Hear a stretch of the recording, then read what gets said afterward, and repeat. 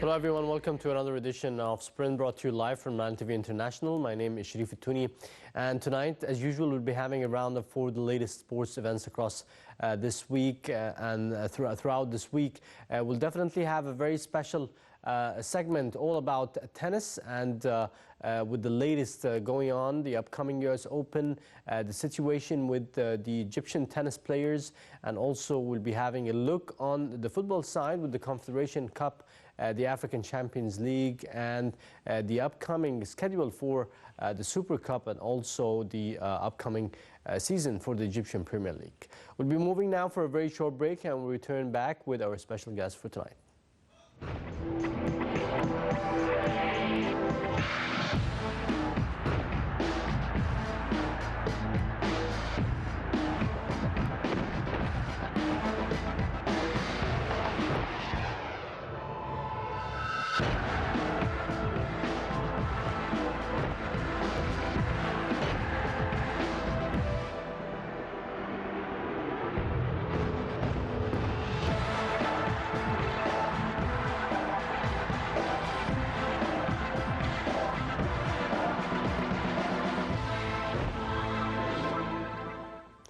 Welcome back. You're still watching Sprint. I have the pleasure to introduce my guest for tonight. I am joined with Dr. Khaled Farouk.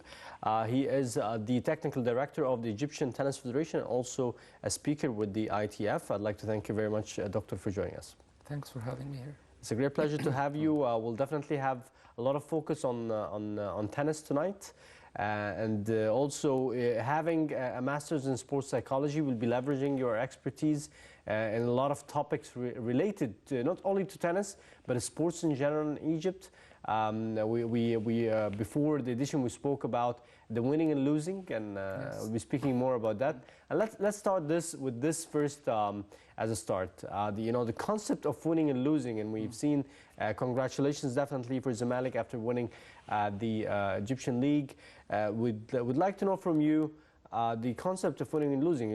Losing for 11 years and managing, to recover now with this, valuable victory for Zamalek. How do you see that, and how do you relate this with the winning and losing, concepts? There are so many ways of analyzing the winning and losing sports sciences. One of the formulas is what they call causal attribution, which means how do you attribute your loss or your win to what you what's the cause of your loss or your win. Yes. It's actually they simplify it into 4 reasons. 2 of them belongs to you, and 2 of them belongs to the opponent. And another way of saying it, 2 of them are stable factors, and yes, 2 of the others are unstable. The first one is your ability as a player. My ability is better than your ability. Let's say I'm 7 out of 10 as a player, and you're 6 out of 10. I'm supposed to beat you. That's the true ability. Yes, my ability as a player. It's not what I sense or what I feel towards the competitor. It's my true ability. Yes. Okay, but it does not tell you what's going to happen by itself. There is another factor which is called the effort. Let's say my ability is 7, but on that specific day I did an effort of 10, and your ability is 6, and that specific day you did like 5.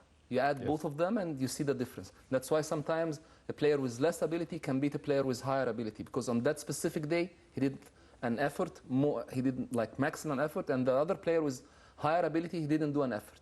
He didn't do the exact effort. Okay? Other factors. And it can happen within the same game? Yes, but collectively, according to the sport, if a sport is like soccer or football, it depends on what happens in a specific moment of the match, and you can't compensate for it in the rest of the match.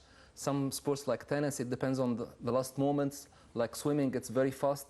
Every sport has specific fencing, criteria. For example, we all remember in the Olympics, Aladdin Abul Qasim, he was one of our guests, speaking about the last moments. He was winning the world champion, and he was very close to the gold medal, and the turnaround happened just as you mentioned.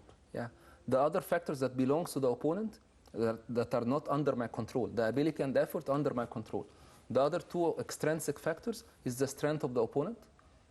Let's say I did 100% effort and my ability is great, but this guy has much better ability. Sometimes they call it the difficulty of the task. Yes. The other factor which is Is this the technical ability that you're speaking about, or is it the strength? So, or is it the whole both? package. Maybe it's a different international tournament, big arena against a different opponent. I've never been there before. Sometimes they call it like a big fish in small pond. Then you're a small fish in a big pond. If I'm a local player, I'm the big fish here, and I eat all of them. When you move me out of this small pond and go out, suddenly I'm the small fish in a big pond.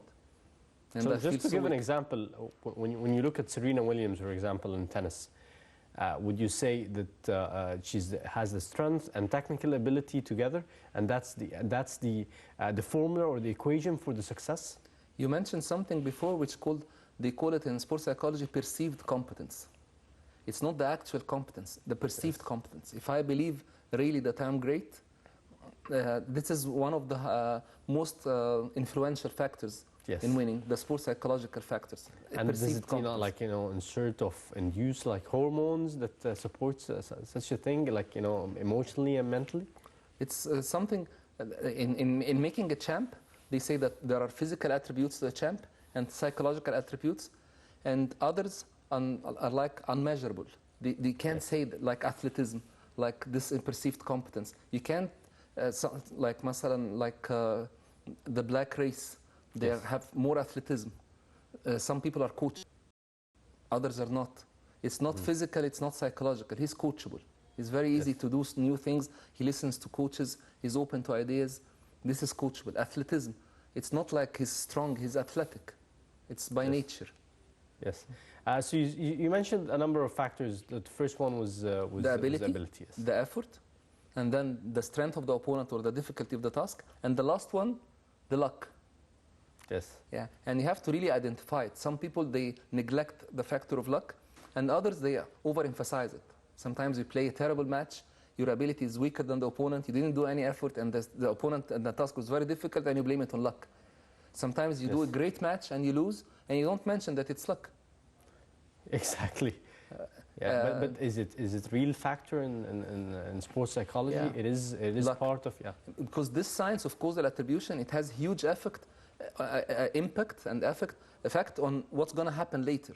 If my win is related to intrinsic factors belonging to me and under my control, I can repeat it. Yes. If my win is because of luck or extrinsic factor, I'm stronger than the opponent, it's not under my control. I feel weak. And the other thing, if I'm losing because of extrinsic unstable factor, not stable factor, like effort. If I lost to you because I didn't do effort on that specific day, it gives me confidence that in another day I'm going to do more effort and beat you.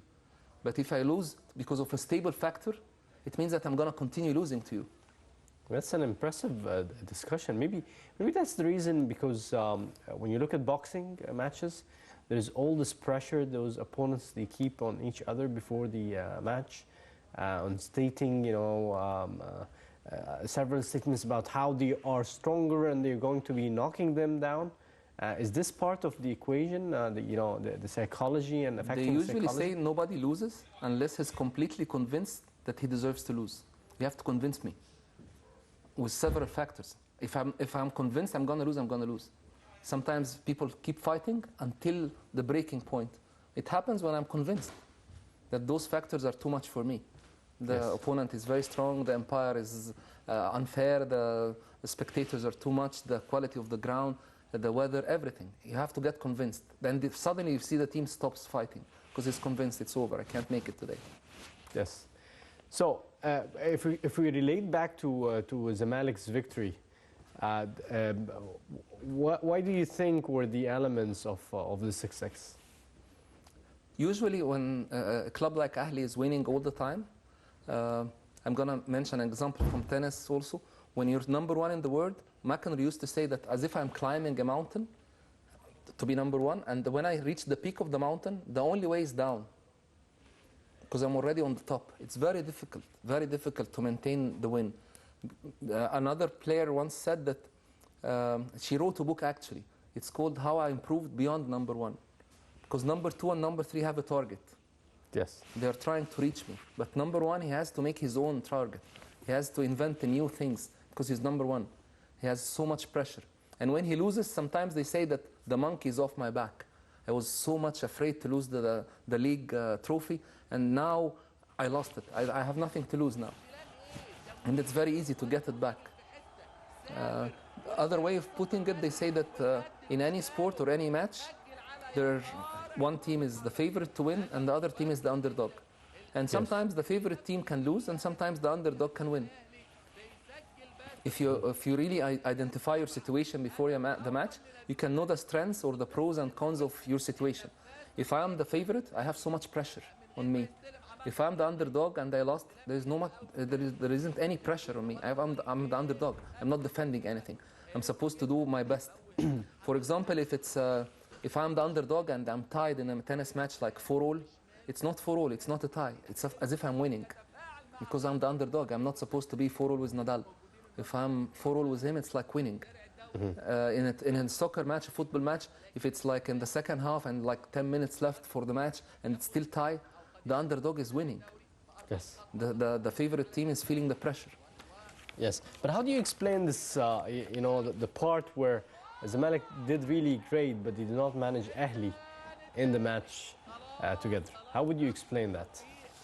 Because it remains to be, the usual statements and cliches that Zamalek is fearing Ahli. Yeah. In science, there's something like a very nice example. It's like déjà vu. They say when you have a bad incident in sports, maybe you lost to someone, it makes an impact on a part of your brain. And when this incident happens again, it pushes this impact deeper in the same place in your brain. And the third time, fourth time, fifth time, it's as if I'm teaching you to lose. It's called learned helplessness. Learned helplessness. I'm teaching you that you're supposed to lose to this guy. It's a conditioned reflex. You keep doing it and doing it and doing it until you completely believe that you have to lose to him. Whatever you do, you're going to lose. And they have to make an intervention to stop this. Because it's not easy. They have learned to do this. And the other team, he knows that I'm going to win. He knows that the other team is going to crack under pressure and I'm going to beat him. And is it part of, the psychology training and speeches that they take before those matches? Yes, and it's very difficult with team sports. With individual sports, it's easy. You're dealing with one guy with what they call a mental set. Before the match, you have a mental set. If I'm playing the favorite team, like Zamalek is going to play Ahli, the mental set of one player is, I'm going to lose, like usual. And maybe another player have another mental set before the match that he's going to win. Yes. Another player is like a tie. He doesn't know what's going to happen. And the anxiety level before the match is different. If you talk to the whole team in the same way, you're going to lose some of them. Yes. For example, the players perform at a certain level of anxiety. If I'm completely relaxed and confident, maybe I'm a little bit more confident, I'm not going to perform well. If I'm not even interested, it's an easy match, it's a practice match, I'm not motivated. If you keep motivating me, there is a peak, I reach it, and then if I'm motivated more, I'm more towards afraid. I'm afraid. Yes. I don't perform well. The players are in different situations on this curve. But do they take, athletes in Egypt, do they take this right, psychology training or speech or moderation? I think it depends on trial and error. Some coaches, they do it and it doesn't work. They keep doing it furthermore until they figure it out. That's why some of the Egyptian coaches are more successful than the foreign coaches. They know the psychology of the players. They know what makes this guy perform well and what makes this guy perform well. Sometimes it's different situation. Some coach in American football in the first meeting told the players, don't expect me to treat you fair.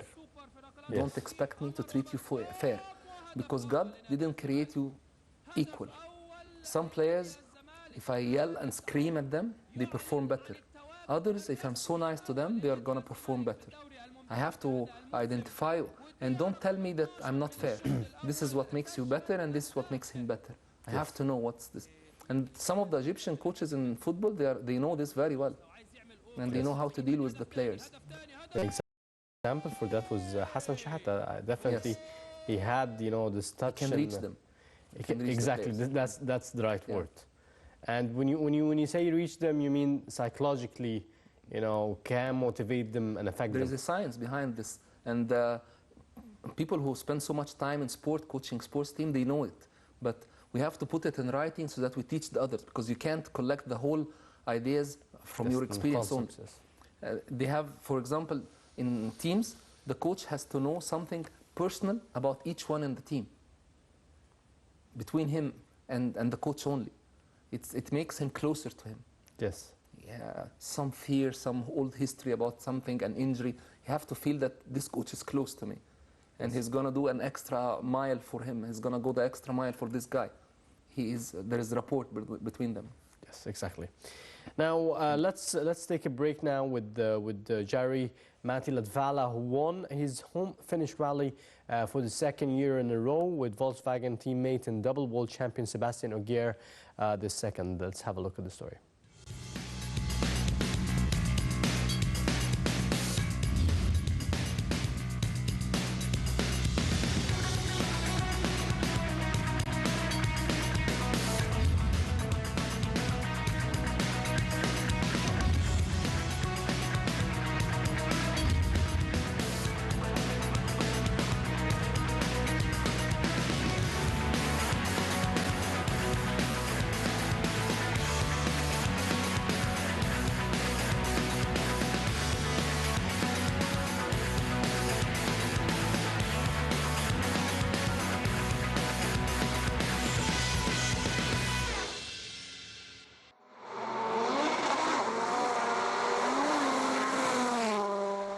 Matti Latvala won his home finish rally for the second year in a row with Volkswagen teammate and double world champion Sebastian Ogier second. The Finn, who has now won the gravel event 3 times, beat the Frenchman by 13.7 seconds in the fastest rally yet in World Championship history. The official WRC.com website said the overall average speed was 125.44 kilometers per hour, beating the previous record of 122.89 set in Finland in 2012. Norwegian Mads Ostberg was third for Citroën, his third podium of the season, 1 minute and 36 seconds behind Latvala, who stood on the roof of his car in celebration after taking his second win of the season. Ogier took 3 bonus points by winning the final power stage, with Latvala second for 2 extra points. Ogier is now 89 points clear of Latvala in the overall standings with 5 rounds remaining. The next rally is in Germany on August 23.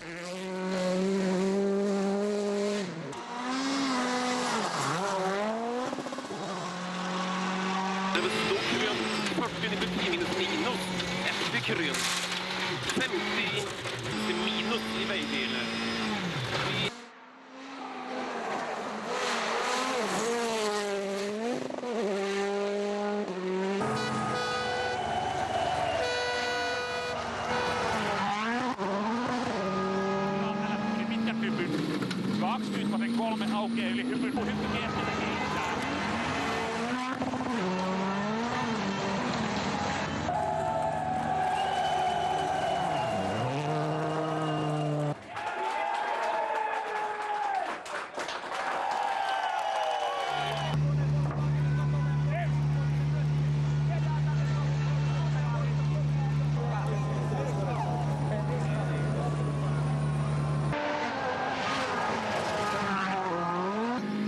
Mètres, 150 ans de jump, sur le jump à fond face, ouais, 180 mètres, attention, gauche 150, promotion.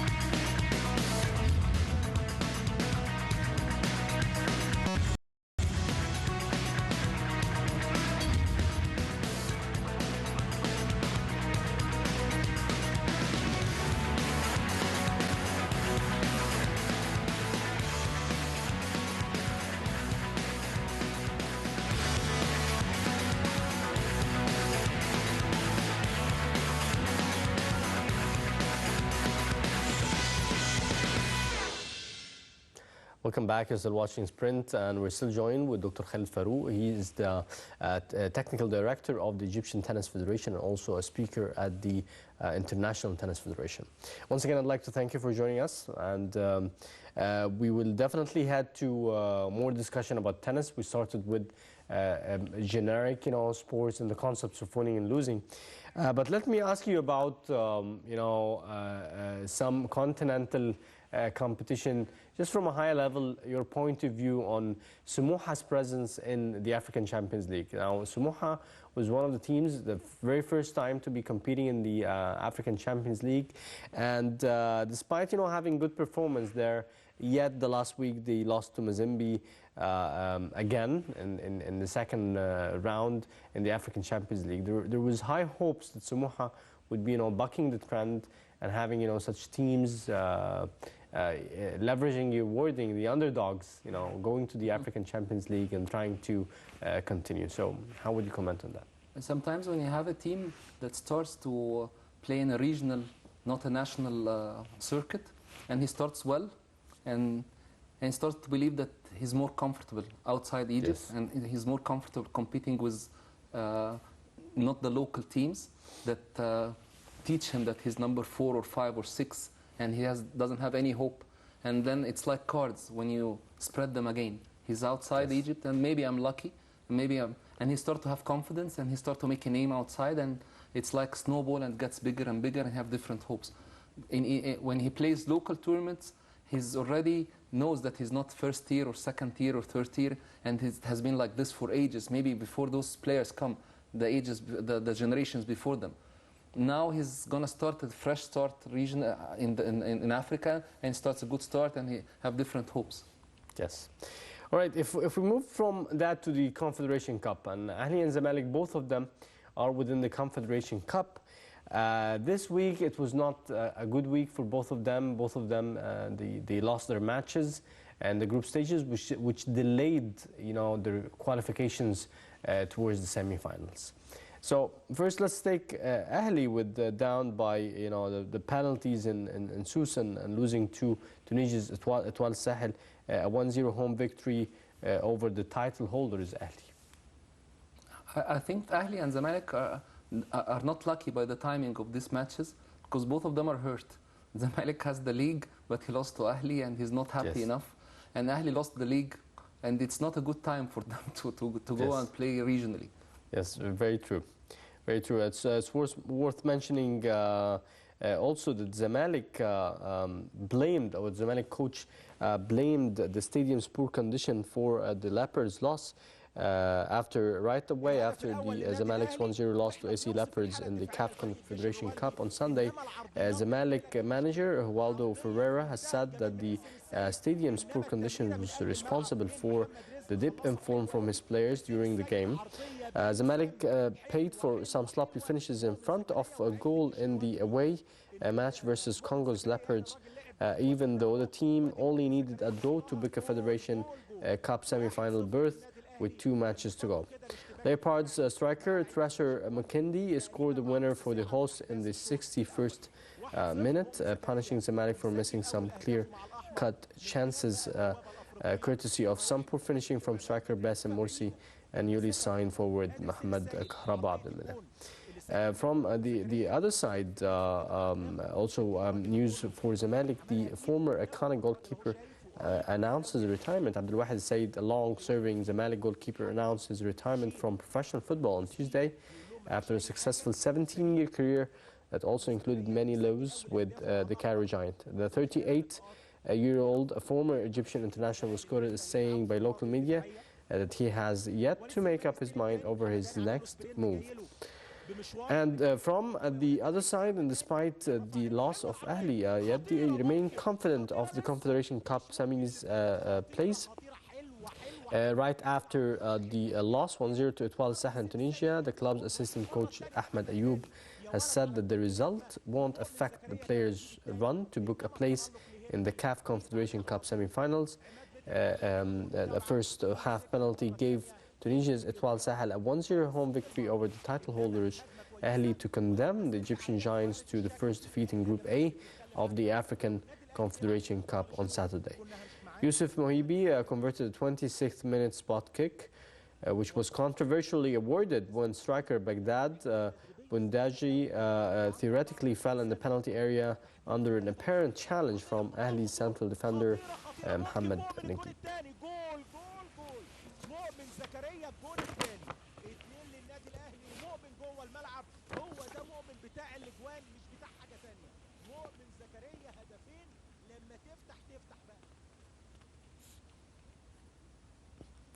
Well, from that, let's move now to tennis. And Nadal claims the 67th career title with Hamburg Open victory. Let's have a look at the story.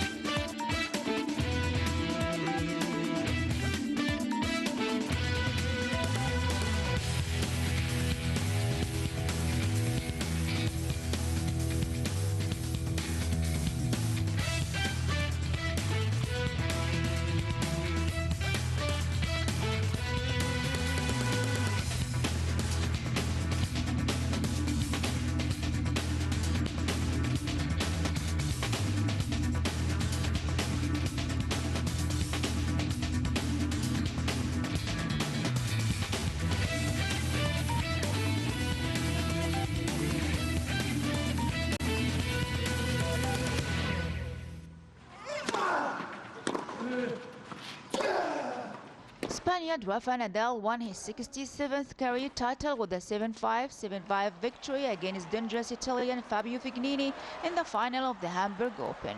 Nadal, a 14 times Grand Slam champion, has endured an indifferent season, winning just 2 titles in Stuttgart and Buenos Aires prior to Sunday and dropped to number 10 in the world rankings. World number 32 Fognini, who won the Hamburg title in 2013, was aiming for an almost unthinkable third clay court victory against Nadal this season, following successes in Rio de Janeiro and Barcelona. Nadal hit just 6 winners and 15 unforced errors in an evenly contested opening set. He was, however, aided by Fognini, who was broken 3 times in the set and blundered 34 of his own unforced errors following a series of brutal baseline rallies. Nadal appeared to have gained the upper hand early in the second set and broke road to a 3-1 lead, but Fognini rode back with successive breaks to take a 4-3 lead. In a topsy-turvy set, Nadal were unable to gain the domination and traded breaks as parity was restored at 5-5 before the Spaniard took a 6-5 lead to leave his opponent to serve it into a tie-break.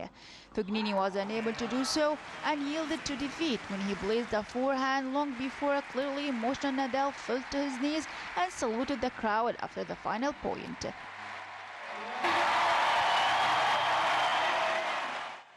Important week for me, deciding to play here after a tough Wimbledon was a big goal. Come here and play good tennis and have a good result. Und wir applaudieren, meine Damen und Herren, den Sieger!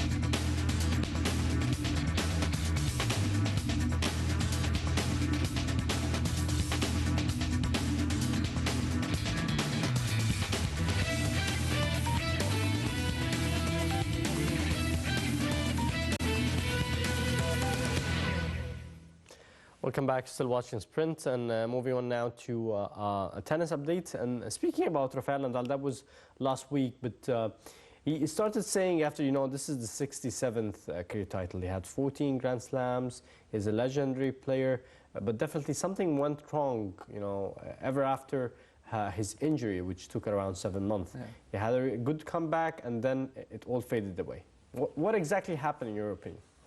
The latest comment from Tony Nadal was really logical. He said that nothing wrong happened to us. It's the game that's improved a lot.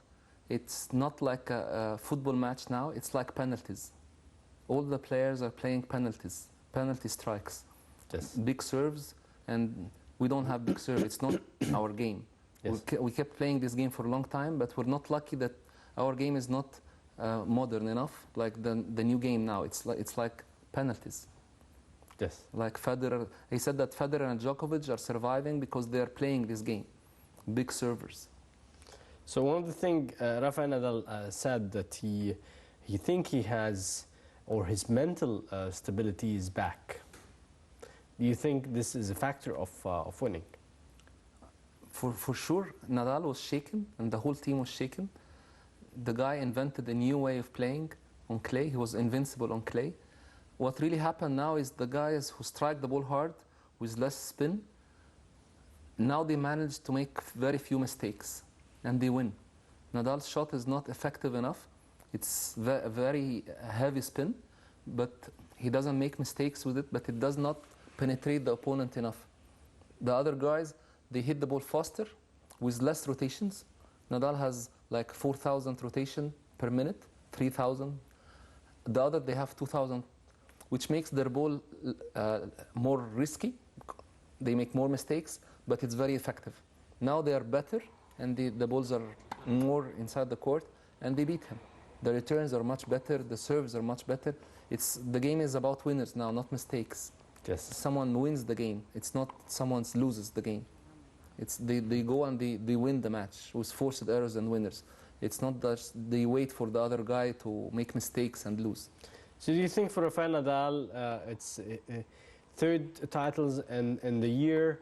Do you think he's standing in a good position for maybe a fourth title for the Roger Cup? The guy is very confident, very good, hard worker. If you study his career, for a right-handed player, right-handed man, to play left-handed tennis and make it the best left hand in the world, it tells you a lot about his personality. Yes. The guy has perseverance, confidence in his team. It's weird. I'm playing with my left hand. It's very weird. Of course. And his technique is unorthodox. He's using this reverse forehand, and the ball lands very short because of the top spin he puts on the ball, and the very strong forehand and very weak backhand, and not big serve, and running everything and sliding. It's his way, and he believes in it. And it was working because of his confidence. It was working not even on his favorite surface like clay. He was winning on grass, which is weird. Tennis experts usually said that Rafael Nadal has this, mental, great mental capability, which allows him to come back from, losing from matches and then gaining and winning his opponents. Do you think with the return, as he mentioned, if that's true, with the return of his mental capability, that would be putting him back in a position where he competes with the top seeds? Usually in tennis magazines and tennis media, when the players have interview and they say stuff, they put the translation because they don't say the real feelings. When he tells you that the guy played a very good match, he doesn't mean this, but it's something that he's going to tell the media because he's not allowed to say the truth. When he talks about, I have my mental capabilities back, he can't say that I'm weak. And a very nice example about Agassi, he was playing the final of Roland Garros, and Bill Clinton stepped in after Agassi won the first set. He stepped in the court in the second set. And Agassi lost the 3 sets after Clinton entered the court. Yeah. Yes. And it was one of the most famous momentum changes in tennis. Okay, and we have photos of Clinton just over Agassi. And in the interview, he said, I didn't see him. And the interesting thing that when Clinton went to the bathroom, Agassi took 4 games in a row. And he lost 6-1, 6-1, 6-4. And the 4 games happened when the guy went to the bathroom. And it wasn't polite to say that I was interrupted by his presence. Attendance, yes, sir. It wasn't. He said I didn't see him. I can't believe it. And the other thing is, I'm not weak enough. And it's not nice to say I'm mentally not stable. I couldn't handle the pressure. I'm the first American to win Roland Garros after a long time, and the president is here, and too much pressure on me. He didn't mention it. But for sure, it was something meant to him at that day. Usually the players, they don't like to give an edge to the opponent. Probably Clinton, had this feeling that he's posing a bad effect, and that's why he disappeared for a while. He gave him a chance to play. Exactly, a chance to win, definitely. Now, let's move to the tops, the top gun, the first seeded player, Novak Djokovic, who has, this marvelous, invincible, style where he continuously winning now. In the last ITF conference, the coach presented a very nice presentation. It was like he showed a video clip of the finals of Grand Slam 50 years ago, and then jumped to 40 years ago, and then 30 years, and then 20, and then 10. When you watch the way they played, the top two players 50 years ago, it's a joke. It's very slow. They do things that now, like average players, they don't do it. And they were number 1 and 2 in the world. And then some people say that tennis is not changing. And then when he kept moving forward, you see the big changes in tennis. Djokovic is the modern tennis player. He's, by our recent standards now, he's the complete player. Maybe after 10 years, he's not going to be complete by their standards. But at this moment, he's the complete player. He doesn't have a weakness. He has very good forehand, very good backhand, great serve, moving very well, physical ability, mental, very confident. I saw the guy in Australian Open in practice just before the match. He's like hitting and making a show. He was serving and the guy didn't return his serve, and the ball went to the audience. And the girl couldn't catch the ball. And he saw it.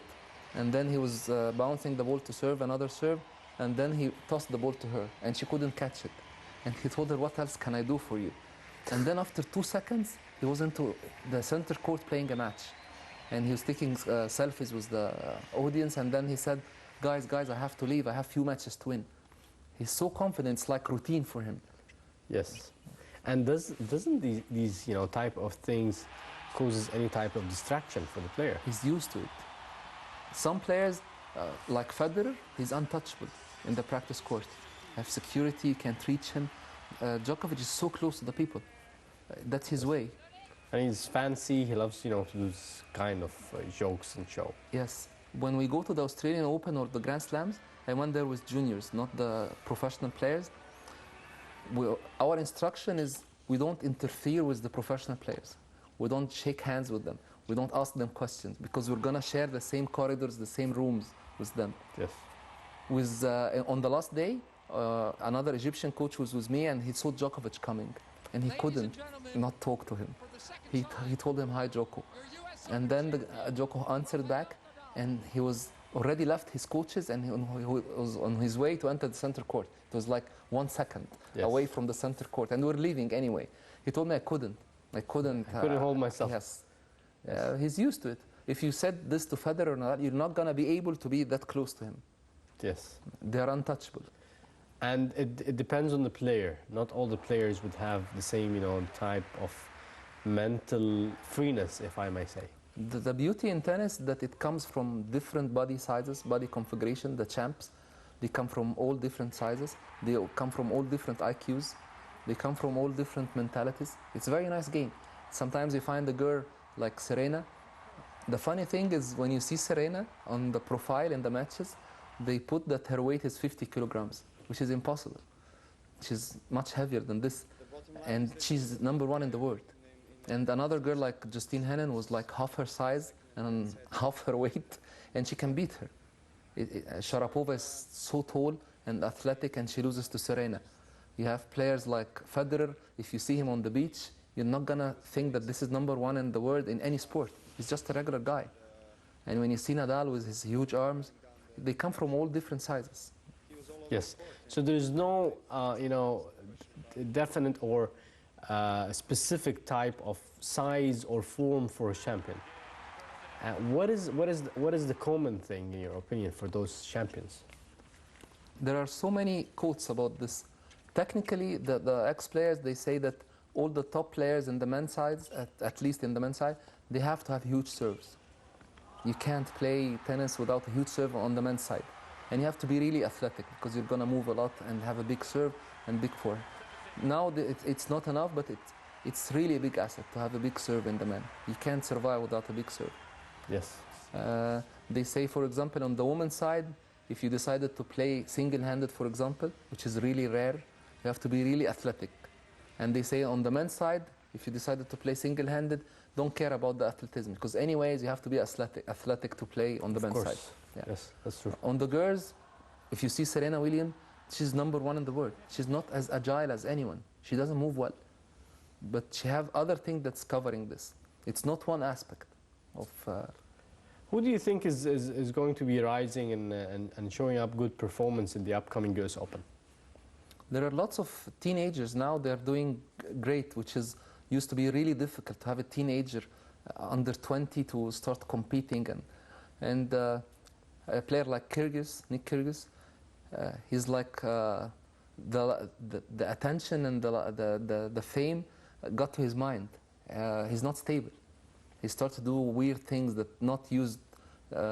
tennis players are not used to it, because the guy has so much confidence in.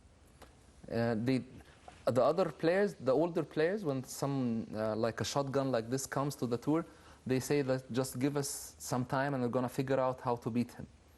The US Open, I think that the old guard is still favorite on the men's side. Yes. Djokovic is #1 favorite for sure. The Japanese... Nishikori is my favorite player. Do you think he's, as a runner-up for the previous edition, do you think he would be... I think this guy is much better than his results. He's very good. But he's still Japanese. He's very respectable, very low profile. Disciplined, yes. Yes, and he thinks that all the other guys are great. He doesn't feel, he's not arrogant. Yes. Comparing to Djokovic, and maybe this is part of the aspects that you've mentioned about winning and losing. Yes, he doesn't believe that he's as good as them or even better. He's still like Djokovic. Djokovic spent some time under the shadows of Nile and Federer. He's #3 by far, very respectable #3. Until something happened, and now he's very confident. Yes.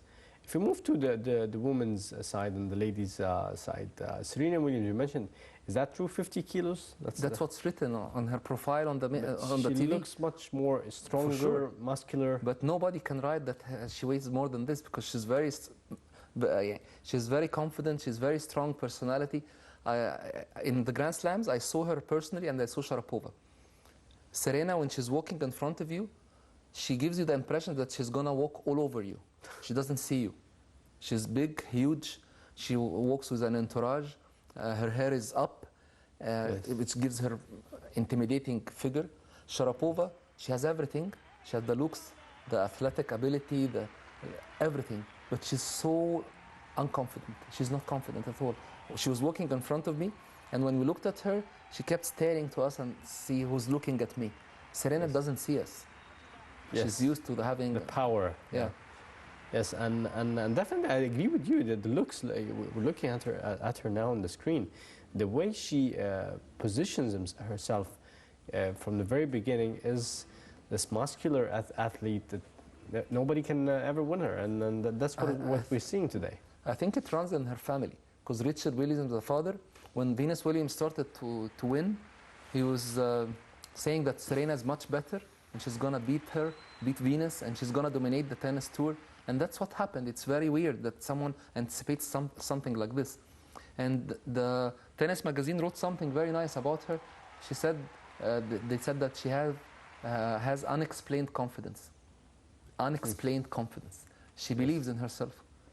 So, do you think the strength part is the main aspect? You know, the strong hit, which she's able to do, and the strong serves. I think her game is a real very good. Is it technical ability, like I mentioned, or it's strength? It matches her body, the way she plays. It's very good match. It's the best way to capitalize on your package. She's heavy, she's strong, she's stable. I have to. It's called the first strike advantage. I have to put them under pressure, because if they move me, I'm dead. But a player like this, you know, speaking about sports psychology here, with this, you know, enormous amount of titles and achievements, do you think she still has the motivation to be continuing? How does she build this? Because she's always winning. We're looking at her, and she's always celebrating really with happiness, like, you know, a joyful girl, happy with her victory, lying down on the ground as we see her in the screen now, and how she's celebrating the victory. I see players after retiring, they go to the Grand Slams and they play in the seniors. That's their life. They still enjoy it. I saw McEnroe in Wimbledon. He's still competing with his brother and playing against the juniors. They can't stay away from this. They love it. They enjoy the limelight. They enjoy that they own the place. And there's a place in Wimbledon called the Autograph Island, where people are waiting for him to take his autograph. This is life. That's their life. And Serena, her career, she took so many breaks in her career. She took fashion classes and started doing fashion thing and stopped playing and stopped competing, and then she came back again. It's like on and off, give her the longevity of staying for a long time. Yes.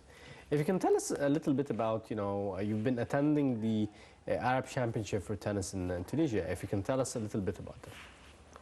The last 3 weeks we're having 2 Arab Championships. The under 11 and under 12 was happening in Egypt, and the under 13 and 14 in Tunisia. The quality of the tennis in the Arab Championship is getting higher, especially the North African teams, Egypt, Morocco, and then Tunisia. The competition is really good, and I think that the Arab Federation have to do a little bit extra work to care about those countries, and we have some advantages in Egypt. Morocco have other advantages, and for example, you have a lot of players in Egypt. We have like 5,000 players competing. Morocco have easier access to Europe. They have different formulas. If we can compete together, because the tickets are expensive, and it's like traveling to Europe. But competing with the Arab Championship, it's like a medium degree before going to Europe. It's very good for the players to see different good players before going to Europe. Yes. From someone who's, with expertise very rare to Egypt, like sports psychology and your studies, if you can give advices to coaches who are training the young calibers. We're speaking here about 3 and 4 years old and up. What advice would you give them? Because, we have this sort of the usual pressure kept on those children. First of all, they say what hurts people more, and is not the things that they don't know. It's the thing that they know for sure, and they believe in it, and they keep doing it for years, and it's completely wrong. There's something that you don't know is not gonna hurt you, because you're not gonna do it. The thing that you're raised on doing it, and you believe in it, and you have seen coaches do it for several years, and they are completely wrong, or they are obsolete. They stop doing it. Those are the really dangerous stuff. The thing that the coaches don't know is not dangerous. But the thing that they know for sure, and they're now completely wrong, are very dangerous. They have to know that those things are wrong. In your opinion, what are the myths within the usual sports in Egypt? First of all, the selection of the sport. Usually it's done by the parent or by the coach, and it's one sport. There is a multi-sport approach, which is much better, and it's more scientific. And it's not dangerous. People think that playing different sports is wrong at a young age. Early specialization is wrong, because sports complement each other. Definitely. If I'm playing tennis, it's using one hand. If I'm swimming, I'm using both hands and both legs, and it's injury-free.